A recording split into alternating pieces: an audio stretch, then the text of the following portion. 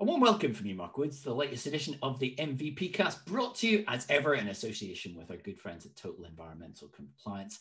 Check out their consultancy services for a whole range of environmental issues at tecompliance.co.uk. Of course, if you like the podcast, please hit the subscribe button and you won't miss a single episode. And we're also about to launch our new MVP mail newsletter, exclusive content on a regular basis. Sign up for that at mvp247.com.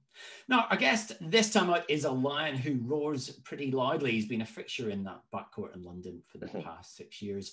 I mean, part of that incredible rise from London Lions from, well, mid-table contenders to now champions and now heading into continental competition. Andre Lockhart, welcome to the MVP cast. Thank you very much, man. Thank you for having me. And how's things? I'm keeping very well. I'm just trying to.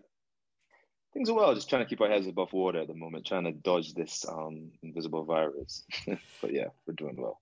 I mean, you guys are the envy of most of the country this week because you get to go to another country. You're off into the FIBA Europe Cup this week. All the games have been played at a central bubble in the Polish city of Wrocław. And Lions Group E with home city Anvil, Freiburg of Switzerland, Dnipro of Ukraine. The games Tuesday, Wednesday, Friday this week. I mean, it's a new kind of adventure for the club in terms of more games. A real chance, a real opportunity. How are you guys feeling about it? I mean, we're very excited. This is something that we've all, especially London-based players, have looked forward to this moment to represent London and especially England at the level of this kind of competition. It's shown that we can play basketball at this level also. So we're very excited. I think everyone is chomping at the bits to just be in there and get in the environment, because I think when we played at the BCL qualifiers, I think we felt like we were so close to advancing, and we think that we had a good team that could have done well, but a call here and there, a missed bucket here and there, and things just didn't go away. But I think we're just ready to get back after it. What did you learn from that? Because most of us looked at that. Obviously, it was clearly a winnable game. It got away from you guys. It was a new experience, though, for some of you as players. What will you take from that into this campaign? Just got to limit your mistakes. I mean, though we came into training camp really early, it was still this bunch of new guys learning each other. Teams like that in Europe, they've been playing together for a while. That team that we played actually was together for a while. They had a new coach and stuff, but most of the core guys have been together, and they've been through certain situations where they had to know how to pull out a game with the first 2 minutes left of a game, which they did a phenomenal job. They made some huge plays defensively and offensively, made some big 3-pointers. So I think what we really took from that game is just that we have to just limit our mistakes and capitalize when we have a momentum on our side, because they can get away from you. 1 minute we were up, I think at the end of that game, let's say 8 points maybe, and then in 2-2s it went down to like we're up 2 and then we're down 2. It can just happen just like that. And I think we learned to just capitalize on our leads a lot more and taking our time. I mean, it's a very NBA situation. You're heading into this bubble, and it's 5 days. I mean, it's very different. I mean, give us a sense of as players what you're expecting of what this involves. To be honest, I don't think it's anything different from our normal day life, to be honest. One thing we've done a lot this year, we've traveled or stayed up the night before our games. When we played Newcastle early in the season, we stayed up both nights before the game. So basically, we get to the hotel, we stay the night, everyone stays in their room, the whole mass situation. And I think we've already been through it with the BCL, as I mentioned before. So I think everyone is kind of okay with handling this process. To be honest with you, in the NBA situation, they were there for months. That's a whole different situation. I think 5 days, I think some of us can cope with 5 days of just being in our room and getting played the sport we love. But a whole 5-6 months like LeBron James, I don't know if you could cope with that. They were getting paid well for it. That's how they cope. But that is true. They do get paid well. How has it been for you guys? I mean, just while we're on the subject, I mean, obviously everyone's talking about COVID, and teams are scrambling to stay away from it, stay out of self-isolation. I mean, how's it been for you as a team? as a team, I think we've actually handled it pretty well. I mean, we do that as in most teams. We take our temperature checks, follow the COVID protocols. Um, but as I said before, this is an invisible virus. It could sneak upon you at any moment. But to be honest with you, once we follow the right guidelines and everything, we all we can do is just cross our fingers and just hope that we can make it through as far as we can. Because if you catch COVID, you could lose a game, or you could just be out for 2 weeks. So, I mean, we're all just doing the best as we can to stay safe. It all boils down to individuals now, because as a player, like as myself, I have my family, so I just keep my bubble very small. It's my team and my small family. That's all it is for me. But and then other individuals we have on our team, I mean, they stay in their apartments or their accommodations. So basically, they just go from them accommodations to practice. So I mean, if we continue to do that and guys understand that aspect of it, that we're here to do this job and not to just enjoy the world as we used to, I think we'll be okay. Yeah, there's party nights out on a Sunday night. I mean, these are very interesting times generally for London Lions and London Lions fans. I mean, everyone's seen the transformation since 2 years ago. Obviously, winning the league title, things were on the rise in East London, but now it's a whole different level, a whole new ball game. New owners in 777. Much bigger player budgets. It was all seen, big names coming in. I mean, you've been around. This is your club. You've been there before the millions, billions, whatever it is, came in. From people who be curious, I guess, what's been the main difference for you? We've taken everything to another level completely, from our management, from our staff, from our coaching ability. We've gone to the next level. Like the London Lions, where I first came into, my first career, just to start over, I started off at Newcastle, and that was a very high standard. And then the staff was great for me being a pro, and my rookie year doing Newcastle, I was just like, whoa, this is like legit. I was actually really impressed. And then the Lions has just gone to the point now. This year, we've actually gone beyond that. We've gone to such a level now that guys are expected so much of, and guys don't have a problem with that. In other years, you would have issues. Oh, well, I can't do this or I can't do that. You don't have excuse guys anymore. You have guys that just know this is our job. We need to do this at the best of our ability, end of it. And to be honest with you, I think we've struck gold with the players we've brought in. For example, like DeAndre Liggins. From the day he came into our club, he was a no-nonsense person. Whatever coaches said we're doing, he never complained. I've never heard him say, I don't want to do this, or I don't want to do that. He's just done it with 110% of effort. How he plays in games is how he plays in practice every single day. Even in, like, when we say we're going to go 70%, he's still going 110%. So people like that and their character have actually shaped our club in a whole different dynamic, with myself and Justin and Joe just pushing guys in the right direction.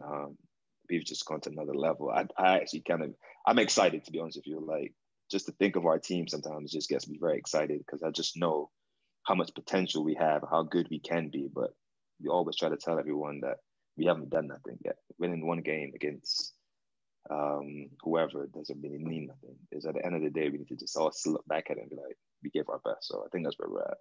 How does that affect the rules, though? Because you had a great core there, and I don't think any players in the league's role has changed more than Justin's.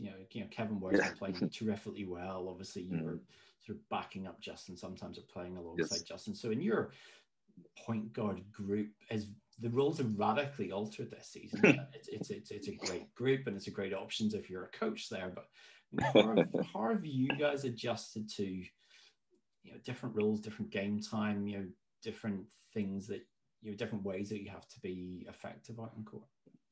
I'll be honest. It has been a difficult year, as in terms of rotations and playing wise, but to be honest, at the end goal, we all just want to win. And when your number is being called, you just have to be ready.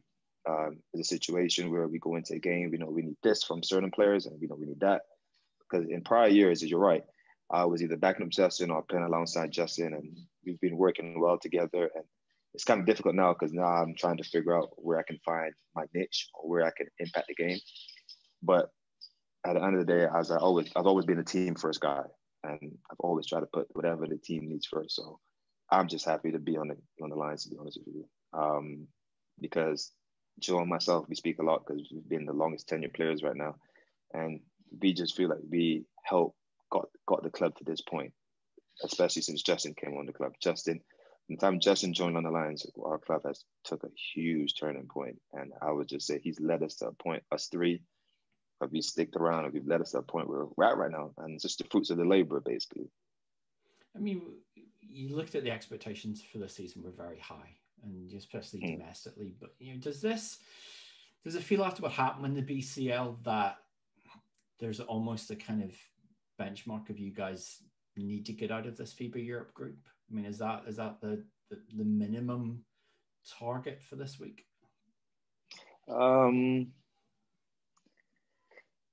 I wouldn't say we're not.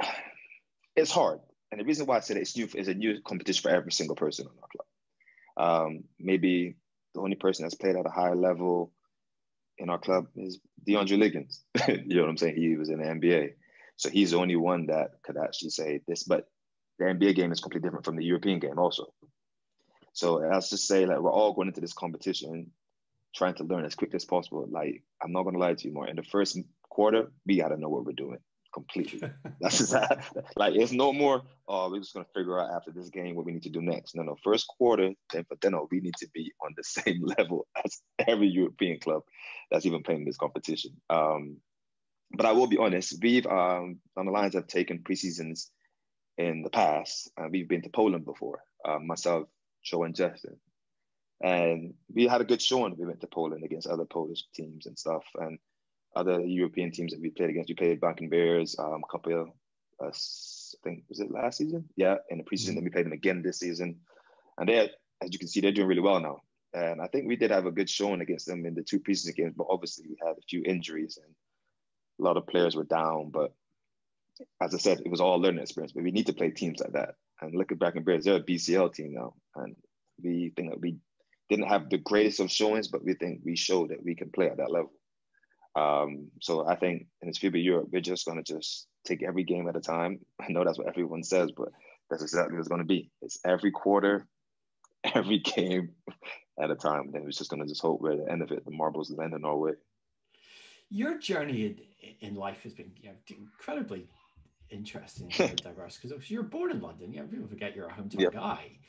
But then you grew up in Barbados, and your mom too, had a lot to do with that move. Explain, what was the thinking behind, you were obviously a single mother, lone child. Yep. What was the thinking behind heading to the Caribbean? I just remember my mom always told me that when I was very young, my grandmother. I'll just give you a little brief history. My grandmother moved from Barbados to England to be a nurse when she was really young. And then she brought my mom over and her other sisters when they were around, I would say 7 or 8. So my mom has been living her in England her whole life. But for some reason, when I was born at 2 years old, my mom decided she wanted to move back to Barbados with my grandmother. I had no decision in that whatsoever. I wish I did, but I just had no choice that too. So, but the best thing about my mom is that even when I hit a certain age, I would say maybe 5, she would send me back to England every summer to spend time with my aunt. So I always knew, because she was like, this is where you're from. I know you're not probably going to live in Barbados when you get to a certain age, but this is where you're from. You need to know how to get around. So I've been coming back, I would say since 5 or 6 every summer until I hit maybe 15. And I decided, England was just too boring for me. Especially London, there's so little happens there. But I was like, it's just too boring. It's just too boring. So I started spending more time with my friends, and then I was playing for the Barbados national team, and then all that summer stuff started to happen. So yeah. I mean, talk about your mom's influence, because you've always credited her, for as being the spark that was there for you, playing basketball, getting education, going to college, seeing the world. I mean, describe her as an influence?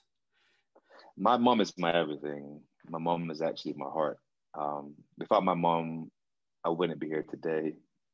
Even small things up to now. Mom, as I said earlier to you, my mom has Alzheimer's and dementia, so it's really tough right now, especially with the pandemic, because I'm not being able to see her and she's losing her mobility. It's really, really hard, and I get very emotional about it. But I cannot thank my mom enough for what she has done for me throughout my entire life. I'm not gonna lie to you. My mom used to play netball when she was younger. She tries to say that. I don't know how good she was though. So when I was younger, my mom was as she was a single parent, but she was very hands-on. My mom was a very sporty person. So like, say for example, like putting my basketball hoop up, my mom got on a ladder and nailed it to the wall for me to just have a basketball hoop outside my house. Like that's the kind of thing she would do for me. My mom was very all of my basketball games until she became that parent that started screaming and telling me I can't do certain things. And I told her she can't come to games anymore. She's just been my number one fan. Like my mom has just been everything for me in terms of like sacrificing for me to go to America and helping me to be a better person. And I just can't thank her enough. And I mean, don't get me wrong. Before my mom lost her speech and her sense of communication, I would tell my mom every day how much I love her and how much I miss her. But yeah, she's But just being. She contracted dementia at a relatively young age as well. You know, which, my mom is only 64 years old. My mom had dementia since she was 58. Yes, very, very early. And that's the sad thing about it, because my mom has been such a hard worker and such a giver throughout her whole life. Like my mom is loved by so many people that it breaks my heart that she's never even got to enjoy retirement. My mom's not even at retirement age right now. She's not even at retirement age. And my mom is technically in a care home, the youngest person in the care home, but she's the furthest gone than other people at the care home. There's other patients are way older than her that are still walking around and still talking, still smiling. But I mean, to be honest with you, Mark, I always said to myself, it could be worse. It could be a lot worse.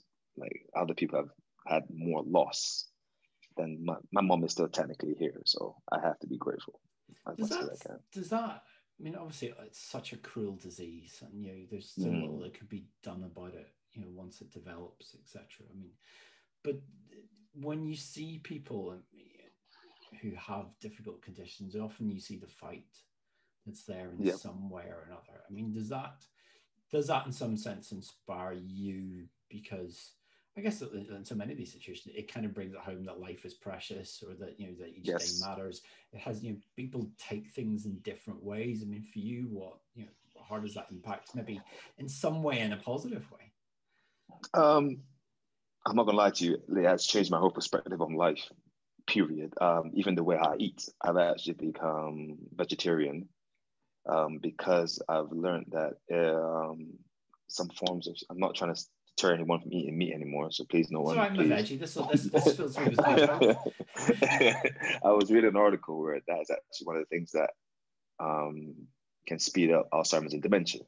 And after doing research, and I was like, interesting. So I said, even if I don't know this is 100% accurate, I'm like, I would be a fool to at least not try it, knowing that my mom, it could be hereditary. So really and truly, like stuff like that, I've changed the way how I think about life. Now I have a young family, and I have another son on the way. Oh, my wow, partner is actually, yes, thank you very much. My partner is actually 27 weeks. 23 weeks, sorry. Just thought about it, 23 weeks. Don't get that so wrong. I know. I was just like, it's 27? Wait, no, it's 23 weeks. So it just changed my whole perspective of life, because now I've grown up as with a single parent, and I was an only child also. So to make sure my kids are as prepared, and as my mom has left for me and left stuff in place for me, I have to make sure I do the same for them. And I guess we've had people on the show before. We've mentioned this talking elsewhere. Having the kid changes things as well. Wow, drastically. It changes my life to the point I don't even know what sleep is anymore. And everyone said, to me, Mark, God, you just don't understand. You just won't have any rest. I'm like, oh, it's fine. I'm always up to like 2 o'clock, 3 o'clock in the morning. But no one really explained to me, no, you really don't have your own time anymore. It's not, it's 2 o'clock, 3 o'clock. My son could just wake up and be up for like a whole hour just screaming at me about how he's tired. I'm just like, Toby, I'm more tired than you right now. I'm more tired. But yeah, kids changes everything. How you value life. Even having like situations, I heard people say this before, like even if you have like a bad day or a bad game, when they got home, the son or the child made them so happy. And I'm not gonna lie, that's actually happened to me so many times. Like just to see the excitement of my son when he sees me, he runs and gives me a hug and a kiss and excitement. It just changes your whole day and your perspective of life, to be honest. Gives you that very warm feeling that someone's depending on you. And the only thing that I really wanted for my son to do is come to basketball games, just to enjoy it and to see his dad. But obviously, because of the pandemic, that's not been able to happen. But hopefully soon he will get to see me play. Hopefully. Well, the one tip I give you, when you do eventually get to bring him, and let's hope it's sooner rather than later, make sure someone restrains them so they don't crawl on the court, as it happened to Oh, me when trust I was me. commentating, I believe, on your trophy final a couple of years ago, where I almost happened. My son almost came to the court during your game, and for a moment, obviously, when I'm broadcasting on air, like sitting on the BBC with Dan Ratledge, my heart just skipped a beat before my wife managed to corral my small child. So there's my advice. Make sure your partner keeps him under control so he doesn't chase daddy onto the court. I'm not going to lie to you, right? That might be very hard because my son, he would see me and he would sprint. So he's so fast. My son has been walking since 8 months. I don't know how, but he's been walking and running since 8 months. He's probably faster than her right now. So that would be hard for her, but I think she'll get it done. It's been an incredible experience that you've had. Through basketball. I guess it is Yes. In your case one of those things where the sport has genuinely opened up the world to you. Genuinely, yes. It's genuinely taken me to so many places and giving me so much opportunities and networking with people and an education for free. I don't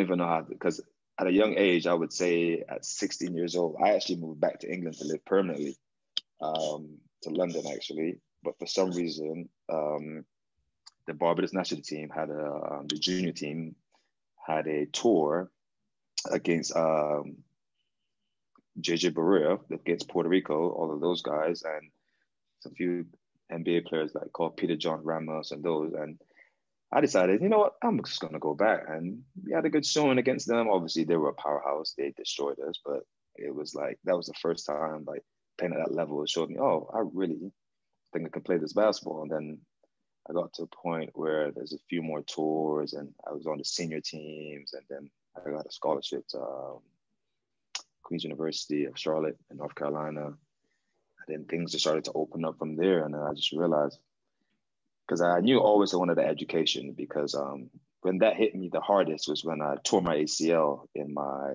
senior year. It was supposed to be my senior year. In the summertime, I went back to Barbados and I just, let me just play in this little fun tournament and just have some fun. And that was a bad decision. So I tore my ACL, I had to sit out my senior year, red shirt. Then I came back and I played, and I was playing really well up to the beginning of the season. And then I let a few little knee injuries bother me back on the other knee because I was overcompensating. So it's been a roller coaster. And then the Newcastle, and then the Germany situation, and then back to London. I've just been to so many different places. I'm not even gonna lie to you. Even I can't even I've been to Jamaica, Suriname, a lot of Caribbean islands, Trinidad.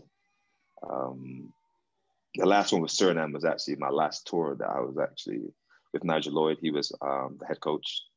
That was really good because that was Nigel's last year being the head coach, and we won bronze medal for him. So I was really happy about that. So yeah, I have a little touring of the world, a little bit. You've captained your country, which for a lot of people, is kind of that fantastical goal that you have in sport, and obviously so very few people get to do it.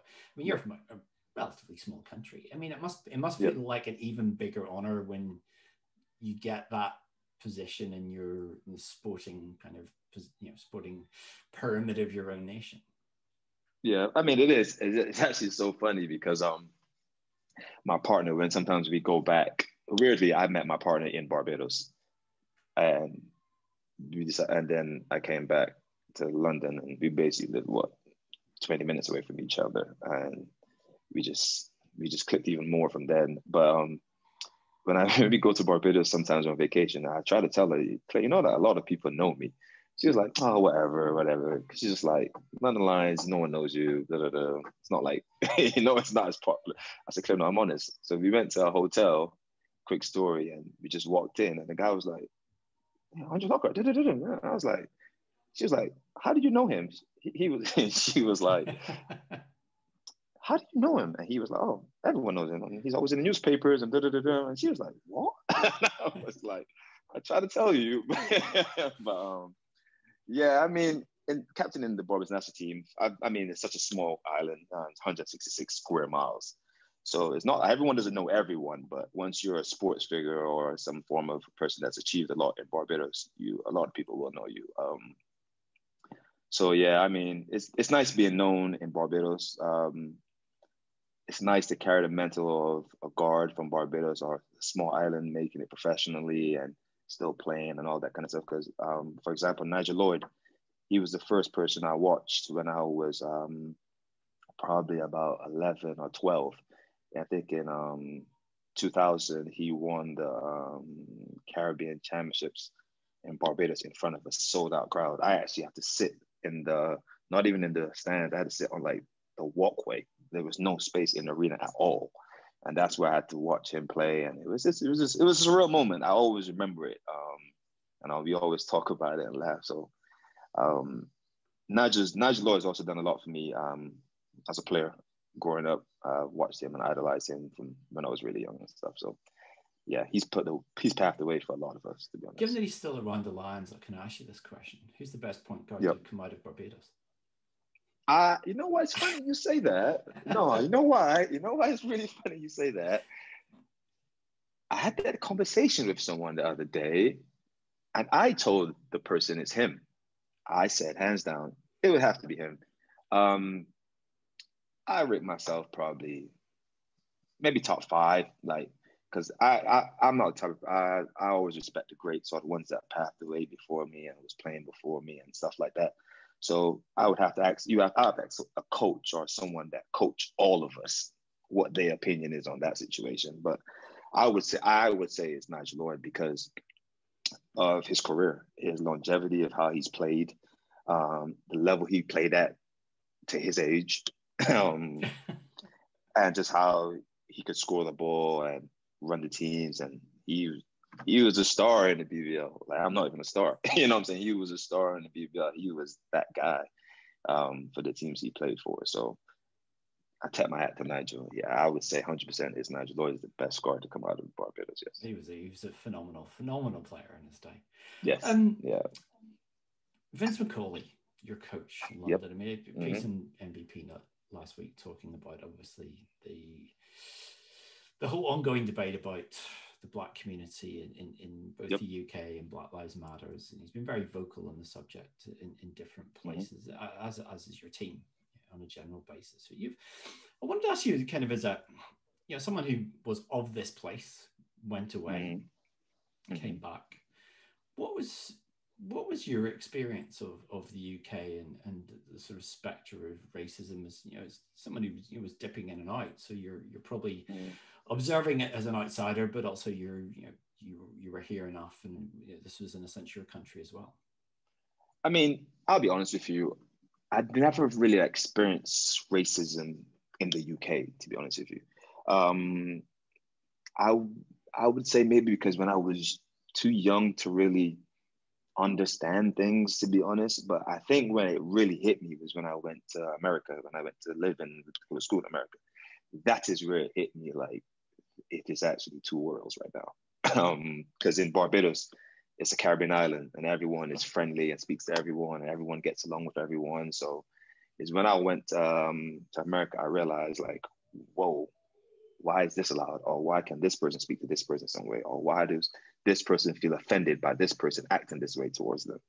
And then you see it happen. Like, everyone has a crazy story, but one of my teammates, he is a very wealthy person, or his family is very wealthy. and he has a very nice car. And we've been in situations where we were just in the car going to McDonald's, or we went to some form of fast food with him, and we got pulled over, and we were told hit the ground. I'm just like, what?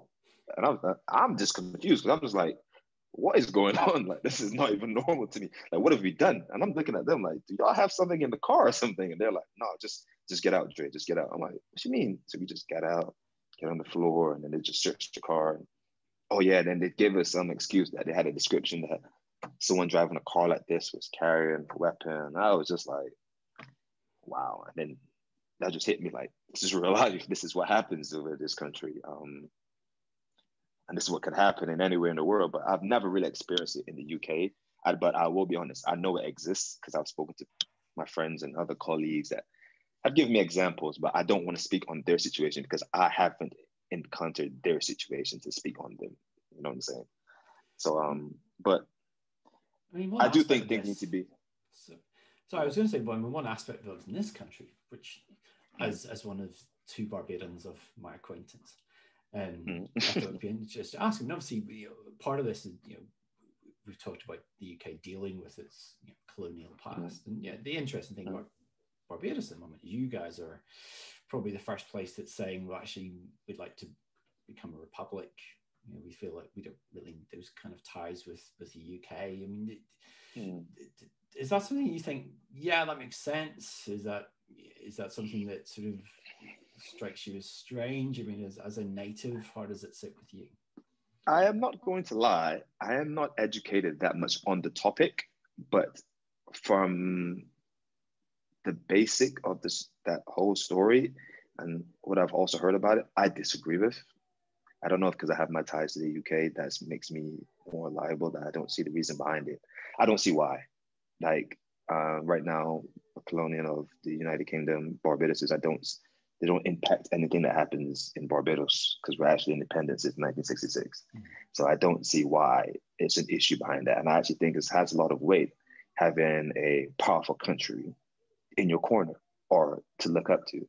Because right now, most countries cannot take care of themselves. Like, for example, Barbados is one of the most economically advanced countries in the Caribbean, and their technology way advanced in a lot of Caribbean islands.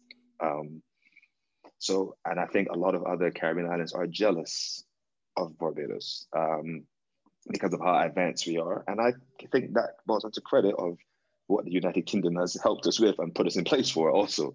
So I don't know why, because as I said, I don't want to speak too much on that because I'm not educationally on the topic, understanding it. So, but I don't see why. I would disagree. If I had a vote, I would be like, I don't think we should. I think do you fancy being President Lockhart at some point?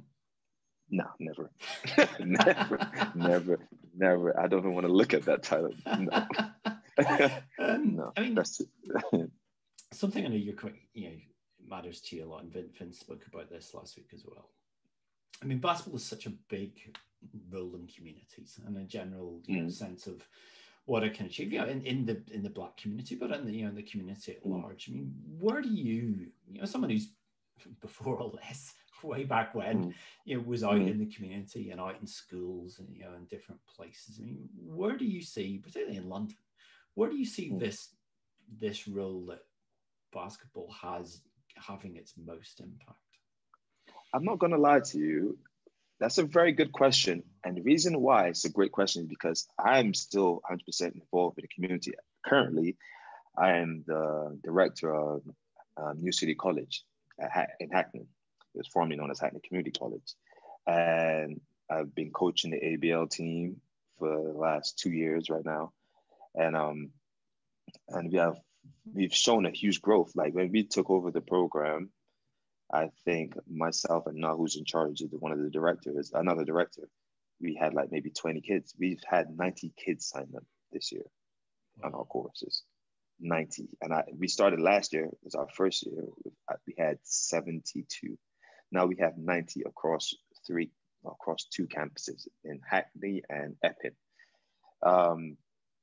And just the dynamic of how we have influenced kids and shown the excitement of the game and the fun behind it and all of that.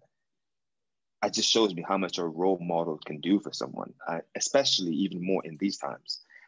Just to talk about this quickly, because a lot of the kids that we have are aspiring athletes to go to school in America. I have like four of already my top players in the ABL team. They had dreams and aspirations of going to America, but now they feel like because the ABL season is canceled, which is the right call to do with the government protocols and all that, they just feel like they're in no man's land, and they just feel. So now it's my goal to even be the bigger mentor in during these times and get them prepared for what could be next or what could happen next. And I've laid it off to the rest of my staff also, other coaches, that this is what we need to do. We need to save these kids as much as we can. So we've started this week with online coaching sessions, going through, for example, like college universities in America, going through like game analysis with them, or giving them tasks of watching EuroLeague games and stuff like that, just to keep them engaged, which is actually done really well. We've actually had some very big classes and kids being involved. So right now, it's just to sum up the whole point. Yes, we have such a huge impact on our community. And that's one thing I'm really proud about London Lions, that we have not stopped doing, because we've shown that we can still be the leading voice for a lot of people. And I wouldn't even say the Black community, because our sport has become so multi diverse that everyone plays the sport. It's not a color sport, it's for everyone. Sports is the one thing that you don't really see colors, you just see uniforms. This is your uniform, that's his uniform, you're against him. No matter if that person is whatever, or whatever we want to say, we're together on a team and we're going to try to win this game no matter what. That's where everything just gets right out the window. That's one thing I love about sports, Mark, because we are professionals. London Lions, BBL, but when I was, let's say, in Barbados and it was an amateur league, you had people that were plumbers and carpenters and, let's say, people that work in banking. They were all playing that sport, boom, with the heart and the passion of trying to win. And no one is seeing them as a talent. They're just seeing this person as a basketball player, and he's giving his all. He's training every single night, coming to games, playing his hardest, boom. So that's what I love about sports. There's no diversity, just your teams against teams. Going back to those kids. Obviously we don't know how long we're going to be in this situation for, particularly for young people who might not be getting a vaccine anytime soon, or certainly not for several Sure. months. Do you kind of fear for those kids, because so many kids use sport as a way to be active, as a way, as something that anchors them when everything else is tough. Times are really tough just now. Do you kind of worry that amongst that group, there's kids that fall by the wayside, who maybe drop out permanently because they don't have access to this vital, important thing in their lives that they're so used to?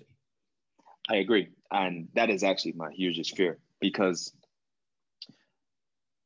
before this whole pandemic, the main goal was to always, we would preach to our younger people to stay active, to join sporting teams or social groups or something that can get you together, that you feel a part of and you're happy to be a part of.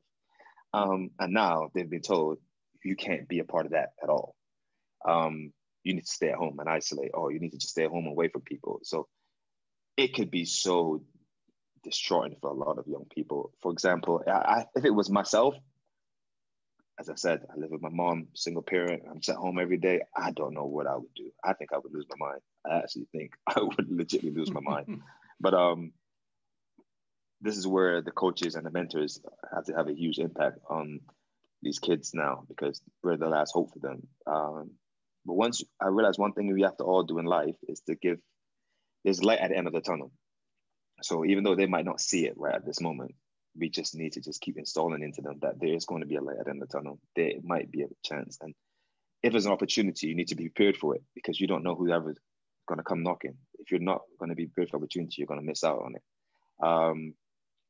And that's a good point, because I've spoken to some of my other kids, and I'm actually at the situation right now of getting them into a database with some coaches in America and trying to get some of them to join some AAU teams in the summer. So I'm trying to give them some form of hope of things that they could look forward to, because I don't want them to feel that there's no sight and end. And I know that's easy to see right now, because they could just be told schools could be closed till March. And then they can be told school could be closed till summer. Then they could be told it's done, and then they just feel like there's nothing. But the one good thing I would say about how the education system is set up here with sports is that basketball is considered part of their coursework.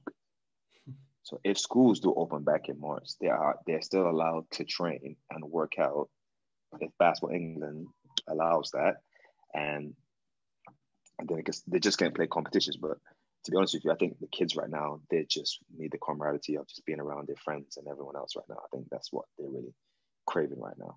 Yeah, we're all jealous of you guys. You guys get to go to the gym. You should have basketball. The rest of us just have to stand and look at doors of courts and go, "Oh, we remember you. We used to go in there once." I mean, it's kind of last thing to round it up on. I mean, obviously, coaching is clearly a passion now, and these kids are a passion.